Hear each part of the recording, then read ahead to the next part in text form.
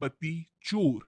हमारी आज की कहानी है साधना की, जिसके अरमानों में हमेशा से एक ऐसे लड़के की कामना थी जो एक ईमानदार इंसान हो।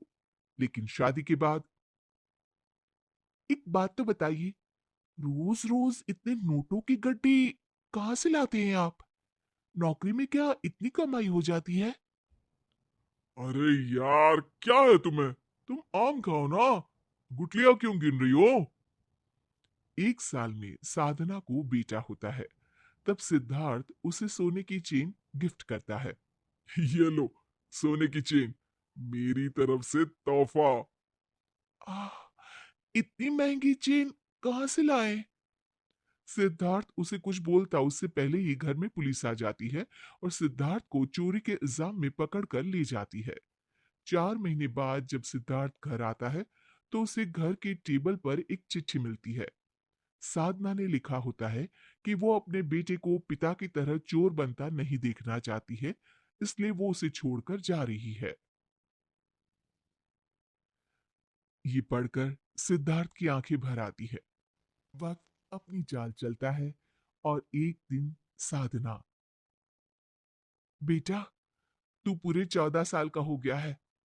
अब आगे की पढ़ाई कठिन होगी। तू सिर्फ पढ़ाई पर ध्यान देना, ठीक है? हाँ माँ, लेकिन मुझे अच्छा नहीं लगता कि तू इतनी कड़ी मेहनत करती है। तू कुछ बन जाएगा तो मेरी ये सारी मेहनत सफल हो जाएगी। अच्छा चल, मैं काम पर जा रही हूँ, शाम को आ जाऊंगी। तू खाना खा लेना और पढ़ाई करना, ठीक है?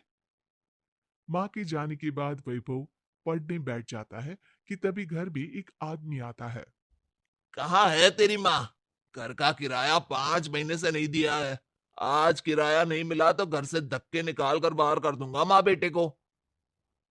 माँ तो काम पर गई है। एक हफ्ते का मौका दे दीजिए ना, मैं आपके सारे पैसे दे दूंगा। ठीक है, मैं पूरे 1 हफ्ते के बाद आऊंगा, लेकिन हाँ, तभी खाली हाथ नहीं जाऊंगा। या तो पैसे या तुम दोनों घर के बाहर। वैभव सोच में पड़ जाता है कि वो क्या करे, कहाँ से पैसे लाए, लेकिन कुछ समझ नहीं आता। शाम को साधना घर वापस आती है। वैभव, तेरी ट्यूशन और स्कूल दोनों की फीस भर दी है। हाँ माँ, वो तो मुझे पता है। तू किसी को पैसे दे ना दे, मेरी पढ़ाई के पैसे हमेशा वक्त पर दे देती है। चल सो जा, कल जल्दी उठकर मुझे काम पर जाना है और तुझे स्कूल। वैभव स्कूल तो चला जाता है, लेकिन वापसी के वक्त उसकी निगाह एक फैक्ट्री के सामने लगे इश्तिहार पर पड़ती है, जिसमें लिखा होता है कि काम के लिए हेल्पर की जरूरत है। "अ, मुझे अंदर जाना है, मैं काम के लिए आया हूँ", फैक्ट्री का दरबान कहता है। लेकिन बच्चे, यहाँ 18 साल के कम के लोग काम नहीं करते हैं। तुम तो स्कूल जाते छोटे बच्चे हो। किसने कहा? मैं 18 साल का इसी साल हो गया हूँ। वो तो मेरे पास कपड़े नहीं है ना, इसलिए ये अपने स्कूल के कपड़े पहन रहा हूँ। हाँ, देखने से तो तुम 14 या 15 साल से ज्यादा के नहीं लगते। पर कोई नहीं, मैं तुम्हें मालिक से मिलवा देता हूँ।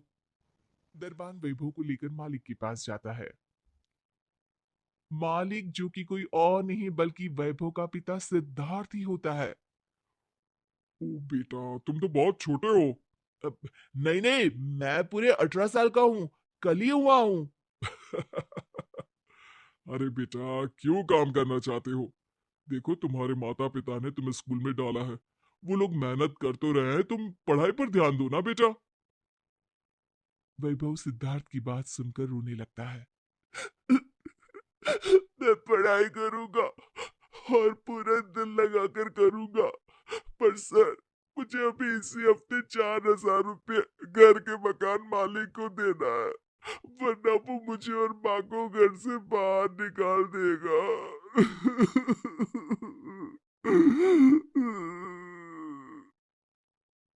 ओ, तो ये बात है। लेकिन बेटा, मैं तुम्हें काम नहीं दे सकता, तुम छोटे हो। और वो शाम को माँ के आने के वक्त सिद्धार्थ को घर ले आता है। माँ, आपसे मिलने ये अंकल आए हैं। लेकिन जैसे ही साधना और सिद्धार्थ एक दूसरे को देखते हैं, दंग रह जाते हैं। साधना, मैंने कहाँ कहाँ नहीं ढूंढा तुम्हें। कहाँ चली गई थी तुम? आप यहाँ कैसे? आपको कैसे पता चला कि मैं यहाँ हूँ? क्या आप लोग एक दूसरे को जानते हैं? माँ, ये अंकल कौन है? सिद्धार्थ वैभव की तरफ देखता है और उसकी आंखों में आंसू आ जाते हैं। वो वैभव को गले लगा लेता है कि साधना कहती है, रुक जाइए, मैं एक चोर उचक्के को अपने बेटे को छूने की इजाजत नहीं देती। ये मेरा भी बेटा है साधना, और अब मैं चोर उचक्का नहीं बल्कि एक प्रतिष्ठित इंसान बन गया हूं। मैं कैसे मान लूं? ये सूट बूट, ये गाड़ी, ये सब कैसे? फिर सिद्धार्थ उसे बताता है कि दरअसल जेल में मुझे एहसास हुआ कि मैं कितना गलत काम कर रहा था। जेल के अंदर काम करके मैंने कुछ पैसे कमाए, बाहर आकर तुम्हारे और अपने बच्चे के साथ मैं ईमानदारी की जिंदगी जीना चाहता था साधना। बाहर आकर तुम्हारे और अपने बच्चे के साथ मैं ईमानदारी की जिंदगी जीना चाहता था साधना, लेकिन तुम मुझे छोड़कर जा चुकी थी।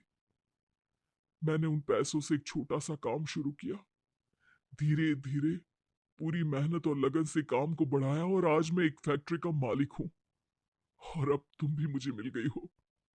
माँ, ये पापा है। मैं इनके पास काम मांगने गया था ताकि मैं घर का किराया भर सकूं, लेकिन इन्होंने काम ये बोलकर नहीं दिया कि मैं छोटा हूं। फिर मैंने उन्हें डराया कि अगर ये मुझे काम नहीं देंगे तो मैं चोरी चकारी करूंगा, लेकिन पैसे का तो इंतजाम करके रहूंगा। फिर ये तुम्हारे पास उन पैसों को तुम्हें उधार देने आए थे। अब साधना की आंखों में भी आंसू थे। मुझे माफ कर दीजिए, मैं आपको छोड़कर आ गई, जबकि मुझे आपके साथ रहकर आपको सही राह दिखानी चाहिए थी। तुम्हारी तो कोई गलती है ही नहीं साधना। तुम लोगों की कमी ने ही मुझे सही राह में चलने की दिशा दिखाई है। अब चलो, तुम्हारा घर तुम्हारा इंतजार कर रहा है।